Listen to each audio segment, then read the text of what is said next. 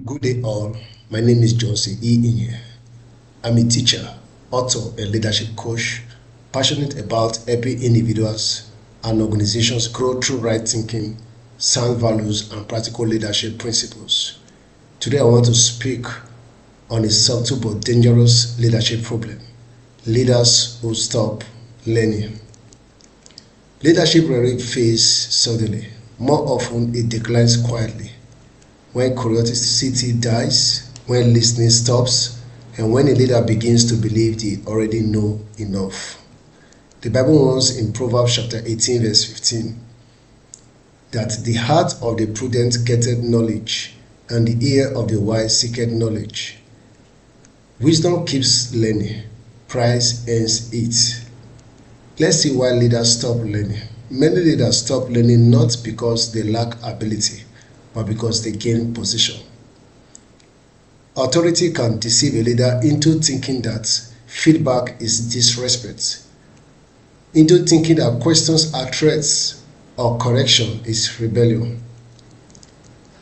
And once a leader reaches that point, growth quietly stops. Let's see example one of such cases, of some instances of such. The unquestionable leader. A leader rises through innovation and openness. Ideas flow, dialogue is encouraged, but over time, success hardens into certainty. Meetings become monologues. Ideas are no longer debated, only approved. The leader is still present, but the organization stops growing. There are costs of a leader who stops learning. When a leader stops learning, mistakes repeat, young talents disengages, relevance begins to fade. The scripture puts it plainly in the book of Hosea chapter 4 verse 6. It says, "My people are destroyed for lack of knowledge." When knowledge is lacking at the top, damage appears at the bottom. Let's see another example. A leader who believes in yesterday's method in today's world. For example, a school, a church, or a company insists on doing things the way they've always done them, and attendance could drop and performance could decline. Instead of examining outdated thinking, the leadership who blames people causes more problem. The issue is not rebellion, the issue is refusal to adapt. Learning is a leadership responsibility. Learning is not a sign of weakness, it is evidence of stewardship. It is a good and a sound evidence of stewardship. Moses, though chosen by God, still listened to Jethro. David, though being a king, still received counsel. Even Jesus asked questions, not because he lacked knowledge, but because learning involves engagement. Proverbs chapter 12 verse 15 says, "The ways of a fool is right in his own eyes, but he that hearkeneth unto counsel is wise." Let's see another example, the leader who listens. In a healthy organization, a leader invites feedbacks even after decisions are made. When corrected, this leader adjusts not to save face but to save mission. Such leader multiplies wisdom beyond personal experience.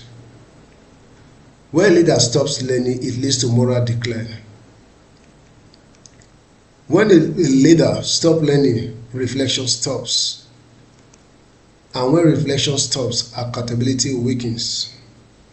King Uzziah in the book of 2 Chronicles, chapter 26 verse 16 says, "But when he was strong, his heart was lifted to his destruction."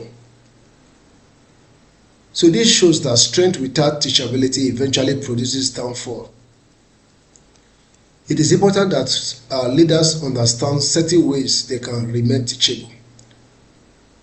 One, they can engage the help of wise leaders. Ask more questions than the answer. Such leaders who want to remain teachable will tend to ask more questions than the answer. We read beyond their comfort zone And we have to surround themselves with people who can disagree respectfully. Such leaders remain students even while they are in authority. There is still also chance of procedure which we can refer to as reverse mentoring. Some leaders intentionally learn from younger colleagues about technology, culture, and new perspectives. This humility keeps them relevant, effective, and grounded. So, in conclusion, leaders who want to really grow must have to keep on learning.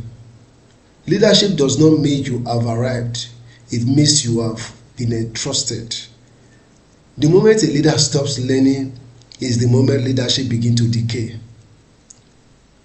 True authority grows through humility, and a lasting leadership flows from a teachable heart. May God bless you. Thank you for listening to this message, and I also pray God grant every one of us the wisdom to remain lifelong learners. God bless you.